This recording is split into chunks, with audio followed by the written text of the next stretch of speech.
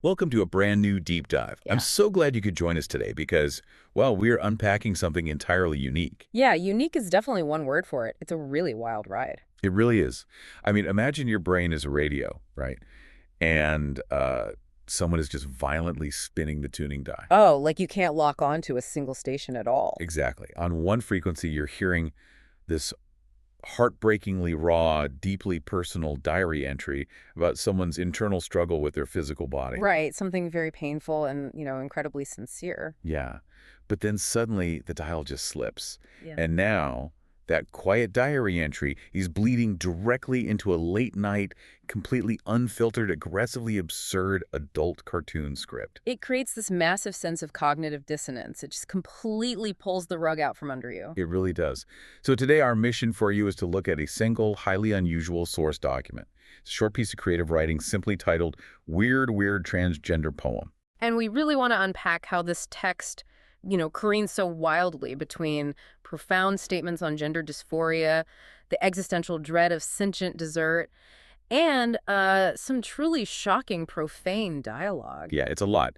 It is definitely a study in extremes, wouldn't you say? Oh, absolutely. We're looking at a text that essentially refuses to let you settle into a single genre. I mean, it forces the surreal to share this cramped space with the deeply sincere. Right, and then it just plunges both of them into cosmic nihilism. Exactly. The reading experience is deliberately chaotic, but that chaos is heavily constructed.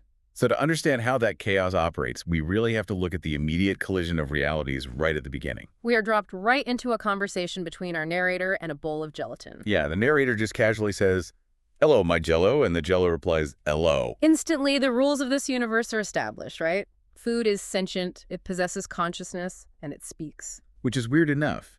But then the text pushes the surrealism further by detailing exactly how this Jell-O identifies itself. Right, the Jell-O actively claims an identity. The text states that the Jell-O identifies as on-by-boarded tranacystic. Wait, on by bordotronicystic. Yeah, which it boldly declares is the best gender you can find, the food gender. That is just such a massive mechanical-sounding word. It's a completely fabricated string of syllables. And by assigning this cold, almost robotic classification to a bowl of gelatin, the text begins to toy with the idea of categorization itself. Like showing how arbitrary those labels can be. Exactly. It highlights how arbitrary and, alienating labels can feel. And right after that, the Jell-O follows up this big declaration of identity with a very grim, practical question. Right. It asks, will you eat me today? Yeah, and the narrator just casually declines like, "Not today," Mhm. and reaches for a sexy new purple and blue coat. And this is exactly where the narrator's internal monologue starts to completely fracture. It really does. They start wondering if this new coat will stop the flu or the hot shoe or completely inexplicably you on the kazoo. The narrative just devolves into this frantic, nonsensical string of nursery rhymes. It's so strange. I mean, is this frantic rhyming a psychological defense mechanism? Like a stand-up comedian nervously riffing on stage just to delay having to tell painful truth to the audience? That's a great analogy. The breakdown of language here is a highly specific psychological mechanism. Then the narrator explicitly notes their own mental state. Right, stating that their mind was passing on and on without an even thing. Yeah, because they were rhyming too much to actually understand anything. They are describing a state of active dissociation. Wow. When the human mind encounters an overwhelming cognitive load or profound discomfort, it often searches for a buffer. And you listening have probably experienced a milder version of this mechanism yourself. Think about a time you found yourself laughing at something completely inappropriate during a moment of high stress. Or making a stupid, irrelevant joke when you were actually incredibly anxious. Exactly. Your brain creates a linguistic or emotional buffer to delay processing the reality of the situation. And the narrator is doing this by clinging to the simple, predictable cadence of flu, hachu, and kazoo. It's just a manic deflection to avoid looking at whatever is lurking underneath. The rhyme scheme acts as a metronome to regulate a panicked internal state. The mind is spinning its wheels in the absurd, so it doesn't have to gain traction on the painful truth it's avoiding. But the text doesn't let the narrator hide for long, does it? No, it doesn't. The specific phrasing they use to describe this mental static, their mind passing on and on, it acts as a linguistic pivot point. Yeah, that word passing. It's a trapdoor of the entire piece. It really is. The narrator's mind, passing on and on through nonsensical rhymes, literally transitions into the grueling, real-world concept of gender passing. The buffer just dissolves, and the text plunges straight into the narrator's sincere struggle with gender dysphoria. They describe the agonizing experience of trying to pass as a guy when their sexy mind says no. That dichotomy is established immediately between the internal self and the external biological expectation. It's so visceral. They describe the physical act of opening their eyes, but noting that as the eyes try to open, they do not glow. It's a vivid depiction of the exhaustion of performance. There is a total absence of vitality when an individual is forced to perform an identity that fundamentally contradicts their internal reality. And the physical reality described in the text is just incredibly heavy. Very heavy. The narrator talks about the profound burden of trying to be real, but constantly being told, you're a boy, so you're a guy, so let's try to keep those feels. Which is a direct dismissal of their emotional truth in favor of rigid biological categorization. Right, and the text gets painfully specific here. The narrator lists the physical traits they feel trapped by. Being born with a voice they didn't choose, having no hips, and having facial hair. Yeah, and to compound that distress, that facial hair actually earns them the compliment of being called handsome. That external validation highlights the cruelest irony of gender dysphoria. How so? Well, society is actively praising and rewarding the very traits like being called handsome for facial hair that are the source of the narrator's deepest psychological distress. Oh, wow. So the positive reinforcement from the outside world actively strengthens the bars of the internal prison. Exactly. Every compliment is a reminder of the physical form they cannot escape. I have to challenge the author's structural choice here, though. I mean, we have this visceral, lived experience of profound physical dysphoria. It's raw and it's painful. It is. But the author drops it right in the middle of a room with a talking, on-by-board narcotic dessert. Doesn't burying this sincere trauma in the middle of aggressive surrealism undermine the seriousness of the pain? You'd think so. But if we look at how absurdism typically functions, the juxtaposition actually achieves the exact opposite. Wait, really? How? By placing the profound pain of dysphoria next to talking gelatin, the text refuses to offer the comfort of a conventional tragedy. It prevents the reader from passively consuming the sadness. Oh, I see. So the absurdity magnifies the isolation of the narrator. Precisely. Think about the rules of the universe being presented. This is a reality that accommodates magical, sentient food, but it still violently forces the narrator into a rigid binary box based on their facial hair. Yeah, the sheer unfairness of that is really amplified. The universe has infinite room for impossible things, but absolutely no room for the narrator to comfortably exist in their own body. And that devastating realization that the cosmos allows for talking gelatin but rejects the narrator's identity, it inevitably breeds a deep internal resentment. It has to, yeah. And what's fascinating is how the text externalizes that resentment. Yeah. The narrator finally breaks their internal monologue, speaks out loud, and says, yes, you are. Which prompts the Jell-O to stare back at them, convincingly mad. Right. And then we experience this severe tonal whiplash. The quiet internal suffering of the narrator suddenly transforms into the explosive external aggression of the Jell-O. The Jell-O launches into this furious monologue, fiercely defending the consciousness of food. It declares that food doesn't just sit, not stand, but smell. It is demanding recognition of its own sensory existence. And then the Jell-O delivers this massive cosmic lore drop about where food actually comes from. This is where the existential dread truly takes over. Oh, yeah. The cosmic determinism here is terrifying. The Jell-O reveals that the ancestors of food actually pleaded with the universe. They begged not to be food. And the Milky Way's response to that plea was, quite literally, fuck it. Fuck you. That is a horrifying vision of the universe. It's not simply indifferent. It's actively antagonistic. The Jell-O explains that food never asked to be cells, floating to the ringing to screeching of our Milky Way. The Milky Way simply declared, it's my time today, and forced them into existence. Which perfectly mirrors the narrator's own struggle. Neither the Jell-O nor the narrator chose the physical forms they are trapped in. Right, and the Jell-O is hyper-aware of this biological hierarchy and notes that food is just one less of a level of a category less than the narrator. The text even leaves the misspelling of category in there, which just adds to the frantic, unpolished energy of the scene. It definitely does. But then the Jell-O's existential rage suddenly targets the narrator directly, and the aggression becomes incredibly vicious. It escalates very quickly. It does. The Jell-O tells the narrator they don't understand the best in them. And then the text uses extreme, shocking language. The Jell-O uses a highly offensive anti-Semitic slur, calling the narrator a filthy Jew.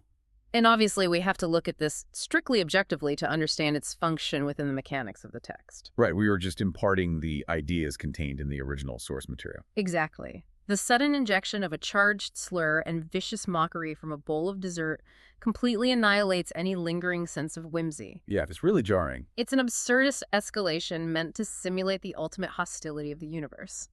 The Jell-O mocks the narrator for complaining, for hooing about their boos and woos. Just to live to die, like a fruit lives to die. Right. That phrase reduces all sentient existence down to a meaningless, fatalistic cycle. Whether you are a human agonizing over your gender or a fruit waiting to rot, the end result is the same. The text uses that extreme language to make the hostility visceral and undeniably ugly. It strips away any comfort. But if we view the Jell-O as the narrator's externalized self-loathing, it completely reframes the power dynamic in the room.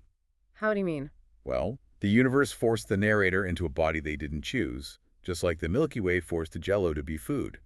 They both lack agency. That's very true. So the Jell-O's fury could simply be the narrator's own cosmic resentment made vocal. The Jell-O attacks the narrator because, despite their suffering, the narrator is still one category higher in the universal food chain. Ah, the narrator has the ultimate power to consume the Jell-O. Exactly. When you are stripped of agency over your own form, the resulting frustration has to find an outlet. The Jell-O is lashing out from the bottom of the hierarchy. It rebels against its nature, yet is utterly bound by it, which makes the resolution of this scene so complex. The resolution is basically a chaotic retreat. Yeah, the narrator is facing down this heavy, existential, verbally abusive attack from their dessert, and their reaction is entirely disproportionate to the intensity of the moment. They just quickly say, okay, and see you later, and literally close the door on the Jell-O to escape. It is the ultimate act of avoidance. The narrator refuses to engage with the cosmic horror the Jell-O presents and simply flees the room. But as the door closes, the text delivers the climax of the narrative through the Jell-O's final screaming paradox. Right. The Jell-O yells, and I quote, "Wait, I must be eaten. I have to die." It is a terrifying contradiction. The Jell-O passionately hates being food. It hates the Milky Way for cursing its ancestors with this form. But its ultimate, desperate, screaming wish is to actually fulfill that horrific destiny. It cannot escape its programming. It must be eaten. The Jell-O represents the terrifying power of assigned purpose. It despises its categorization, yet it literally cannot conceive of an existence outside of being consumed. Its entire consciousness is built around the inevitability of its own destruction. So the narrator escapes that paradox, and we immediately transition into a completely different environment. A total shift. The narrator throws that sexy new purple and blue coat we heard about at the very beginning to someone described as their nerdy assistant, John. The coat acts as this visual bridge between the surreal food dimension and this new setting. And this is where we finally get a name and a pronoun for our narrator, because John addresses her directly as Miss Alice. The setting shifts abruptly to a mundane office dynamic. We have moved from the abstract terror of the cosmos to the very grounded reality of a workplace. However, the surreal hostility of the previous room follows Alice straight through the door. It really does. Miss Alice makes a statement. Genders are complicated. Given the profound, agonizing internal monologue regarding her dysphoria that we just witnessed, this is a massive understatement. It's the understatement of the century. She has just survived a psychological gauntlet regarding her biological reality and a screaming match with dessert, and she distills it all down to genders are complicated. And John, fulfilling his role as the polite, nerdy assistant, simply agrees with her. He says, "Yeah, Miss Alice." And her reaction is instantaneous and explosive. She snaps, "Shut the fuck up, John." The escalation here is rapid and entirely unprovoked. John hasn't challenged her. He simply validated her statement. He accepts the sudden verbal abuse politely, saying, "Okay, Miss Alice," and begins to walk away. But Alice cannot let the interaction end there. The hostility demands an outlet. She yells after him, "Genders are real complicated." John, remaining compliant, agrees again. "Yes, Miss Alice." And Alice erupts into pure, aggressive profanity, screaming, "Shut the fuck up, John, you filthy cunt." It comes so wildly out of left field. But if we trace the thematic logic of the text, this is a perfect illustration of a cycle of misplaced aggression. Trauma and powerlessness are flowing downward like a waterfall. Yes. The Milky Way uses its ultimate cosmic power to abuse the food. The Jell-O, powerless against the universe, turns around and verbally abuses the narrator. And the narrator, Miss Alice, completely powerless against the societal expectations of her gender and the surreal hostility of her environment. She escapes the room only to immediately dump all of that existential rage onto her completely innocent assistant. It is a very human reality, unfortunately. When we feel crushed by structural forces above us, whether those forces are societal gender norms or the literal cosmos, we often punch down the moment we are in a position of authority. Alice is the boss in this specific dynamic. She uses her structural power over her nerdy assistant to inflict the exact same arbitrary cruelty she just experienced. She just passes the pain down the ladder. But the text does not let Alice have the final word. We get the ultimate punchline of the piece from John. Oh, this part is brilliant. The nerdy assistant, who has just been subjected to this barrage of unprovoked profane abuse, delivers a completely surreal, deadpan final comeback. He simply says, "Actually, I got my cunt clean today." How does a text heavily focused on existential dread and dysphoria arrive at this anatomically absurd, deeply strange closing note? Does it just prove that in this universe absolutely nothing makes sense? It really serves as the final destruction of logic within the narrative. The insult Miss Alice hurls at John is designed to demean, degrade, and assert dominance. Right. But John's response completely strips the insult of its power. By calmly and literally embracing the anatomical absurdity of her insult, claiming to have had that specific anatomy clean today, he neutralizes her rage with pure nonsense. Wow. It leaves Alice and the listener with absolutely nowhere to go. It confirms that trying to find a stable, logical grounding in this world, whether you are looking for it in gender identity, in universal justice, or even in a simple workplace argument, is a totally futile endeavor. Futile, but somehow strangely triumphant for John in that exact moment. He defeats the cycle of abuse with weaponized absurdity. He really does. We've taken a truly wild journey through an incredibly short, chaotic text today. We really covered a lot of ground. We started with the invention of the mechanical food gender, on biborditronicystic, and the use of nursery rhymes to dissociate from pain. Then we waded through raw, heartbreaking accounts of physical gender dysphoria and the heavy burden of passing. We confronted the cosmic anger of sentient gelatin and the cruel indifference of the Milky Way. And we ended with aggressive, surreal office dynamics that map out the cycle of endless abuse. It really operates as a masterclass in using absurdity not to hide from reality, but to highlight the incomprehensible, often hostile nature of our own existence and biological categorization.